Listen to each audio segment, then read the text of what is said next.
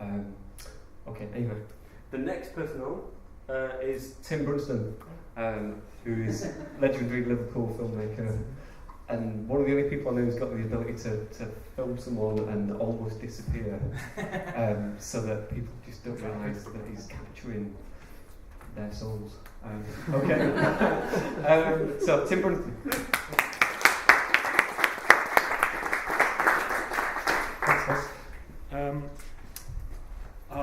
Hello, thank you for letting me present, Neil.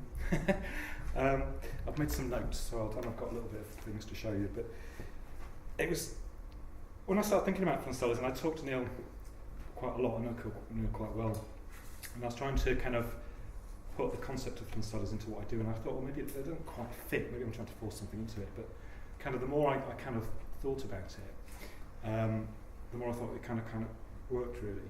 So I tried to look at it from a filmmaking perspective, and I think the bit about having Flunconference kind of contained within you, and that the idea is to kind of Flunconference that are out and they're more open and people share them.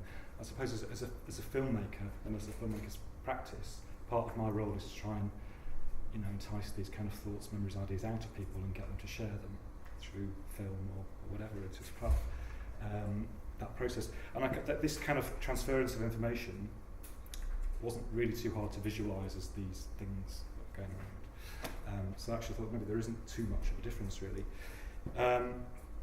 So I was trying to look at, how to kind of, I suppose kind of what these could be, and this way of transferring, information was quite interesting. So just purely on a practical level, just trying to visualise things in a room or ideas in a room is quite useful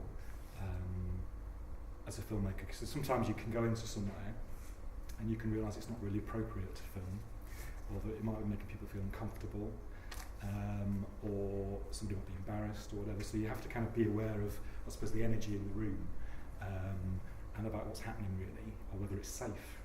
Sometimes it's kind of not really safe to kind of film anything, and to trying to tune into that. So I suppose there's something about energy levels and stuff that's quite useful. Just purely of what's there, because I've been in a situation a couple of times where I've been having a talk with somebody about something, and I've been on a project, and I thought it'd be really good to get the camera out now, and I have, and it's killed everything. Everything's kind of gone backwards in a way, and sometimes it's more appropriate to use audio. Audio is a bit less intrusive, and sometimes audio is easier to imagine things with as well. So there's quite just really on a practical way of working. And also when you're filming something, you have to kind of be aware of what's happening around you. So you're not just looking through a viewfinder. You're trying to look at what's happening sort of here and stuff, and also trying to predict what's going to happen, which is quite difficult because you might miss something. I suppose you've got to try and sense what people are thinking and what they're going to do or where they're going to move, and try and follow it or be there beforehand. So you do have to kind of tune in somehow to what you're doing. What else have I got in here? So where my Flunconference appear, I have got some examples. I went through just some of my work really. Is this on where are we here?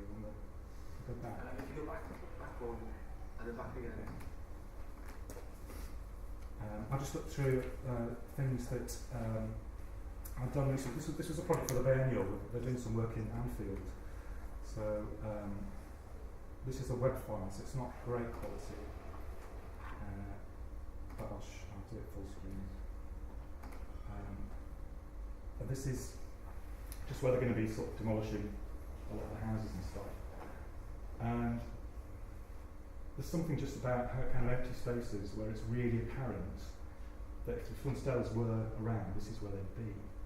And there's something about having the less of something makes you visualise things more, particularly where things used to be. And just kind of the light and stuff here just immediately makes you evoke of things that what used to be here, who used to live here, all those kind of stuff. So it seems to be there's something, in the space really. Here's another one that I shot in the same space.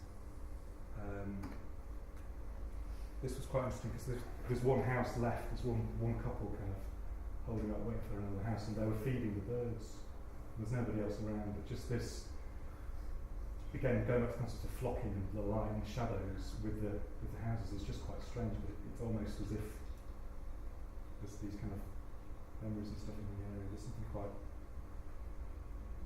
reminiscent, but it immediately brings back these kind of, without kind of forcing it, these kind of possible memories or thoughts of people that used to be there.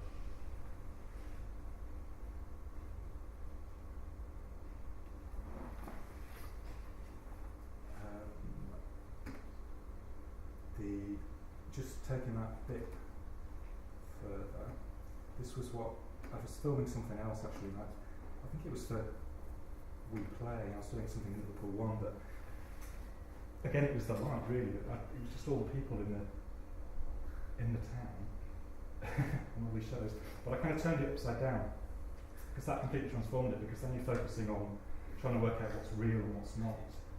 And trying to make connections about it, and your mind suddenly tries to kind of work out what's happening, what's real, and who's connecting to who. So it kind of transforms the space of it, really.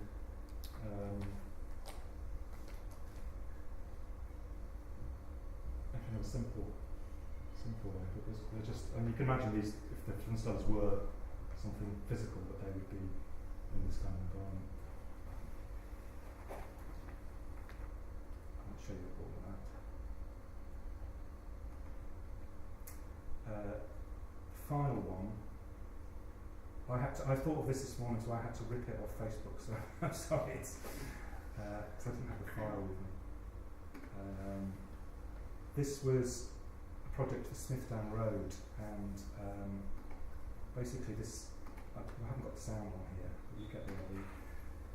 We just kind of wandered down the road where he used to live, and we just managed to blag our way into the house where he was born.